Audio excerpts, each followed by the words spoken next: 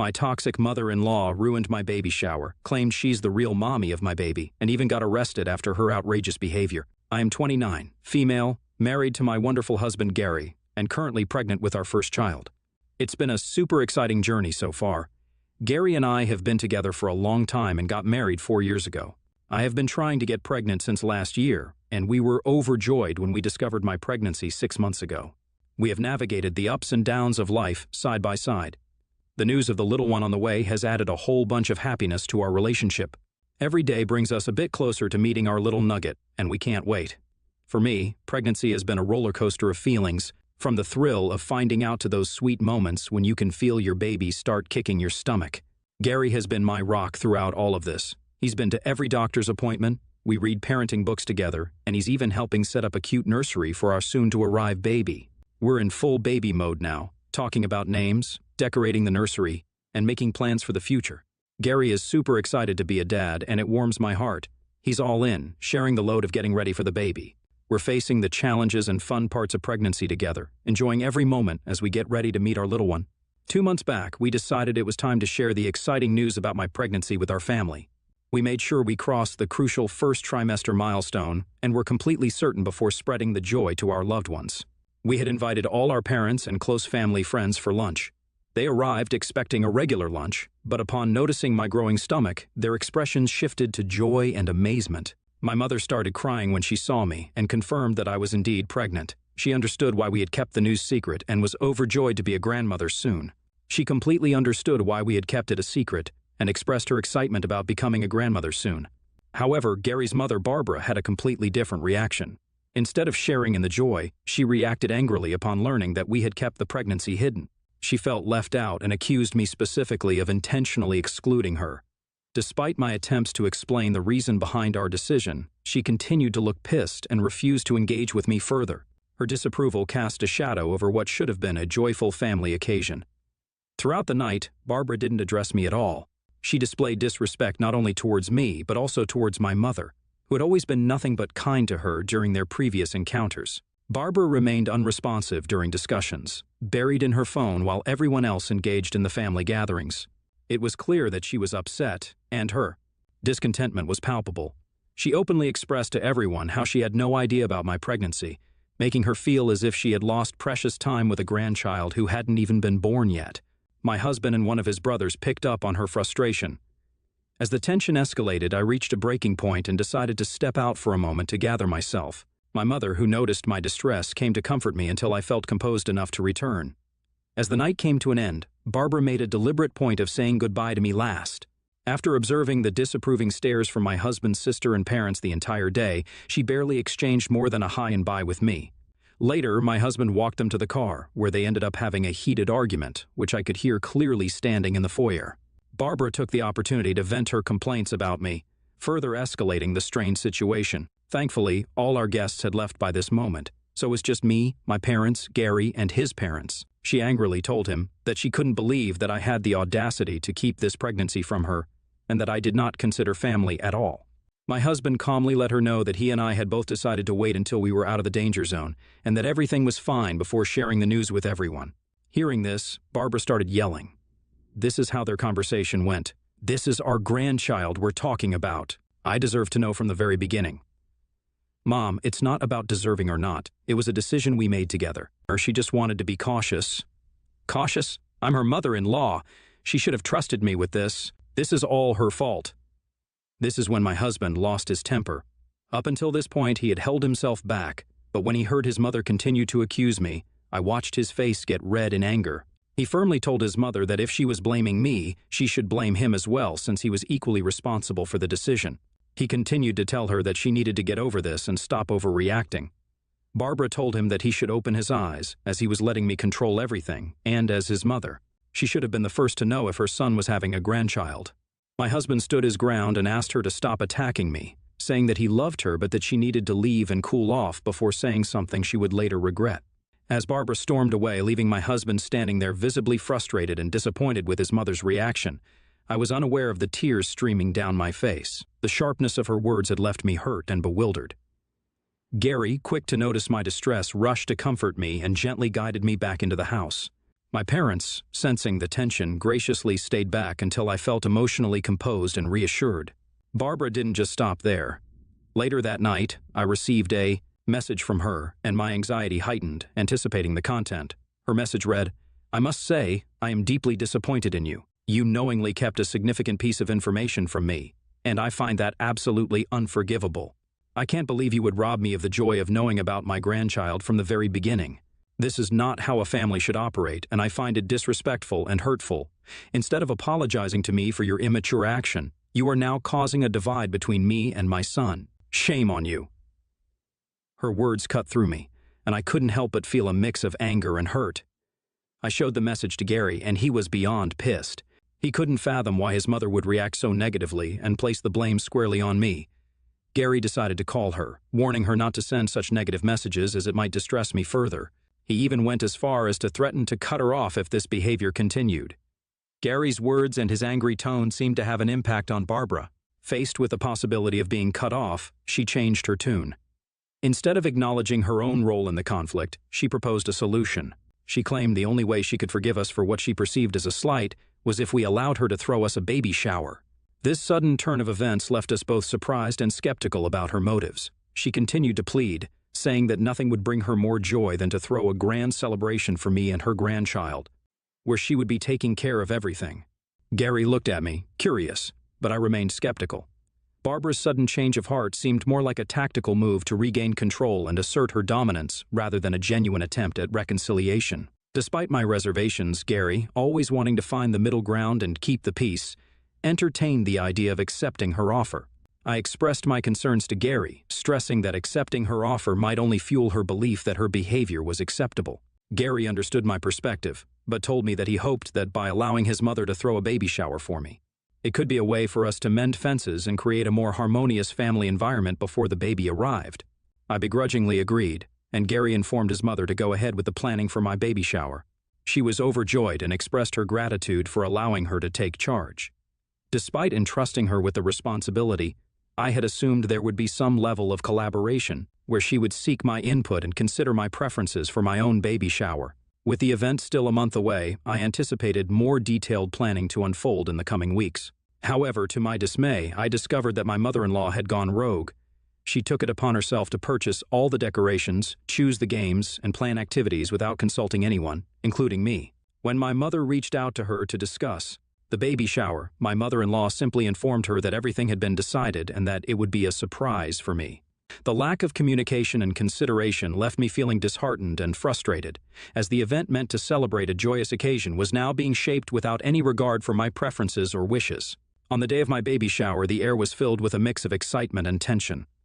I arrived at the venue, a local banquet hall, surrounded by my close friends who were eager to celebrate the upcoming arrival of our little one.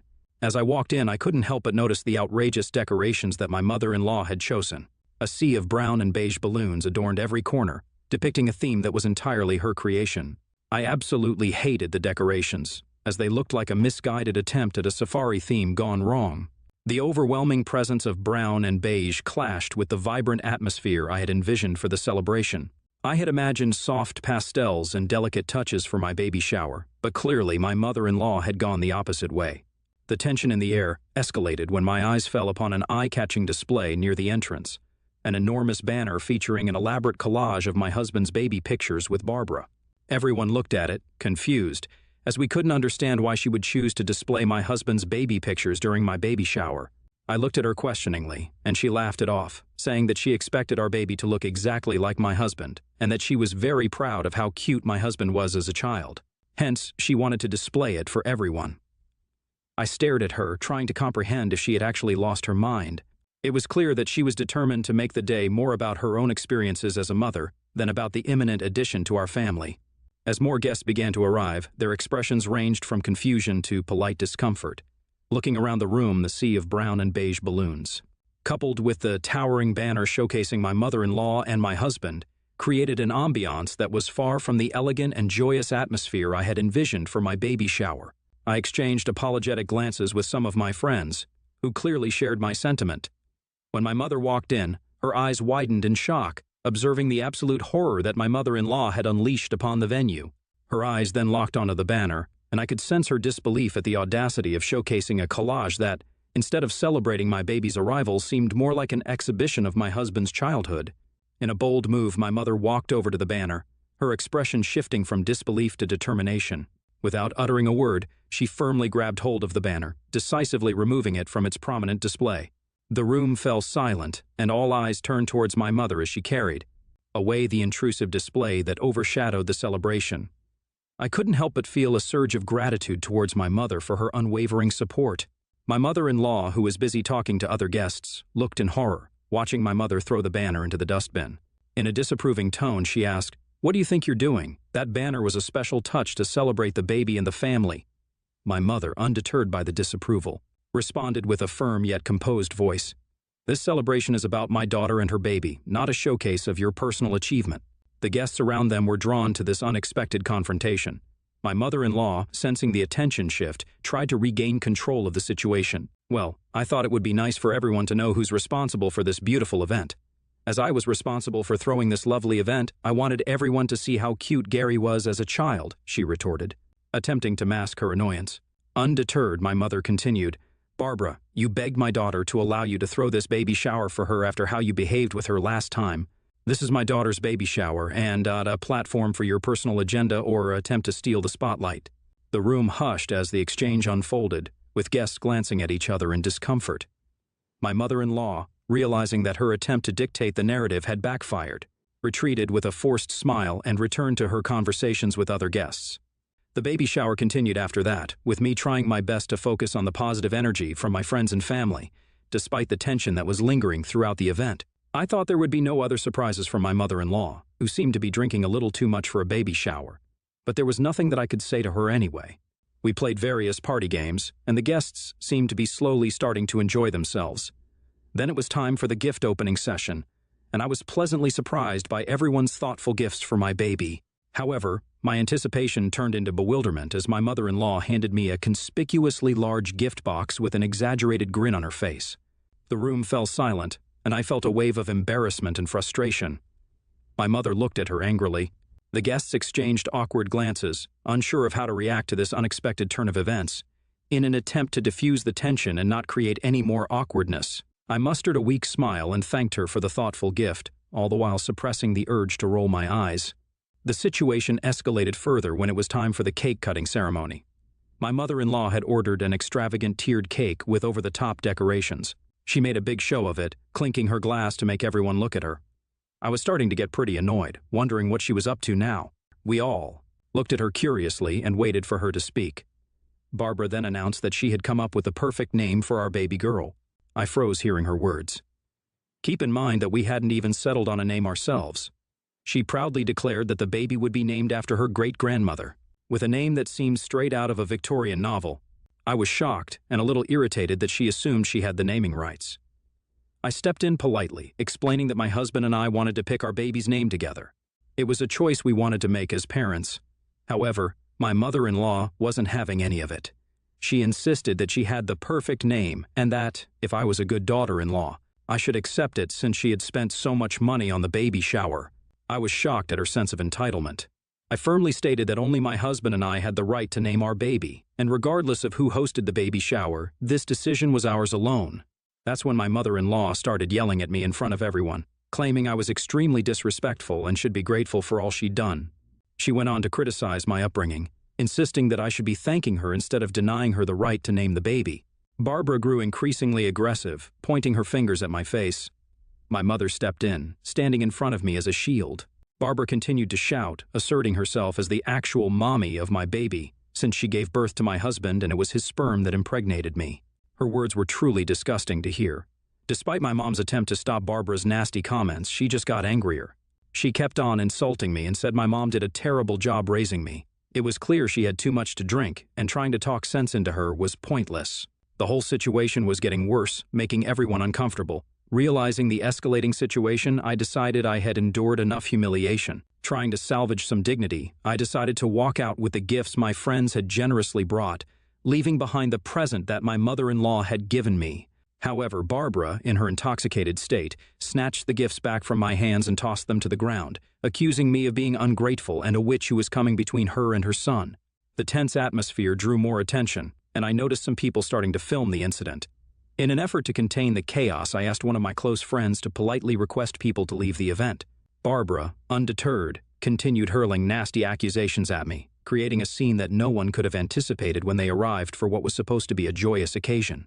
Frustration turned to anger, and as a last resort, I decided to call the cops to remove her from my vicinity, as I was starting to feel extremely unsafe with her aggressive behavior. Yep, you read that right. I had to involve the police at my own baby shower because of my toxic mother-in-law. When the officers showed up, Barbara went into full drama mode, pointing fingers at me and painting me as the mastermind behind the chaotic event. The cops, thankfully, were understanding and attempted to reason with her. However, being drunk, my mother-in-law resisted their efforts and even started yelling at the police, which didn't work in her favor. The situation escalated to the point where she was arrested on the spot. I left the event with my mother and close friends, all of us shaken up by the unsettling incident. Since this incident, my husband and I have been dealing with the fallout. My mother-in-law's on a full-blown guilt trip, playing the victim card and garnering sympathy from some family members who were not present at the baby shower, as they don't live in the same city. My husband, although he understands why I called the cops, thinks I took it a bit too far. He believes that I could have called him or his father for help. So Reddit, AITA, for calling the cops on my mother-in-law for ruining my baby shower and pretending to be the actual mommy of the baby? Update 1. I'm overwhelmed with the responses I've received since deciding to post about my baby shower. I would like to thank everyone for supporting my decision to call the cops. I had never witnessed such an aggressive reaction from my mother-in-law before, given that I usually only saw her during holidays when I never spent a lot of time with her. The level of aggression she displayed at the baby shower left me genuinely concerned about the possibility of physical harm, especially considering the potential impact on my unborn child. Since the incident, every guest who attended the baby shower has reached out to express their support. Some of them have even shared recordings of the entire debacle, which I intend to show to my husband. My plan is to have a serious conversation with him in the coming weekend about the future with his mother. Update 2. I showed the recording to my husband. As mentioned earlier, my husband and I found ourselves sitting down for a serious conversation about the events that had transpired. I explained to him in detail how his mother's behavior had escalated throughout the entire ordeal, from the hidden pregnancy revelation to the outrageous baby shower. I described in detail the yelling, accusations, and bizarre gifts she presented. I then shared the recordings with him, which my husband watched, visibly horrified. Watching the video seemed to bring a reality check for him, making him confront the uncomfortable truth about his mother's actions. He started to apologize to me sincerely for underestimating the severity of the situation and acknowledged that I was right in calling the cops. I had no idea it got this bad. "I'm so sorry you had to go through all that," he expressed, his face reflecting both regret and frustration. He admitted that he had never imagined his mother could be this toxic, as this seemed so out of character for her. He reassured me that he was on my side and emphasized that my safety and well-being, especially during pregnancy, were his top priorities. We then delved into the underlying issues, discussing how his mother's need for control and validation had overshadowed what should have been a joyous occasion. Gary, grappling with the reality of his mother's actions, shared his own concerns about her behavior and acknowledged that her behavior had crossed the line. I told him that after how his mother had behaved with me in front of everyone, I wanted to cut all ties with her. I continued to tell him that he could have a relationship with her if he wanted, but me and our child would not be a part of her life, at least until his mother went for counseling to deal with her aggressive behavior. Hearing this, Gary expressed that what his mother had done was beyond disgusting, and he was willing to cut ties with her as well. I assured him that he did not have to do any such thing, but my husband insisted that his mother dared to disrespect me, hence she did not have the right to be in our lives anymore.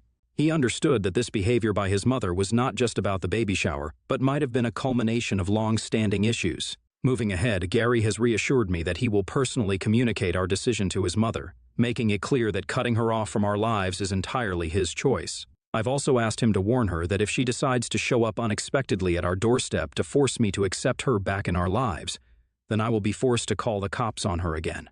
Update 3. It's been a month since my last update. To everyone asking, me and the baby are doing okay. I can't wait to meet my child very soon as the date approaches. Since my last update, we have ceased all communication with Barbara. Gary had a conversation with his parents, and his father assured him that he would take the necessary steps to ensure that my mother-in-law understands the boundaries we've set and respects our decision. In the aftermath of cutting ties with Barbara, our lives have experienced a noticeable shift. The absence of constant drama and toxicity has brought about a newfound sense of peace and tranquility in our household. Gary and I are now able to focus on preparing for the arrival of our baby without the looming cloud of Barbara's disruptions. The support we've received from friends and family has been invaluable during this challenging time. My parents and my close friends have been pillars of strength, offering their encouragement and understanding. Even some family members who were initially unaware of the extent of Barbara's behavior have come forward to express their support after witnessing the shocking events at the baby shower through the videos that have now gone viral. Our journey is far from over, but this experience has strengthened our bond and highlighted the importance of facing challenges together as a united front. The decision to sever ties with Barbara was not made lightly, but it has proven to be a necessary step for our well-being. While there may be lingering challenges, we are optimistic about the positive changes this choice has brought into our lives. As we eagerly await the arrival of our little one, we are determined to build a loving and supportive family environment that prioritizes the well-being of both parents and child.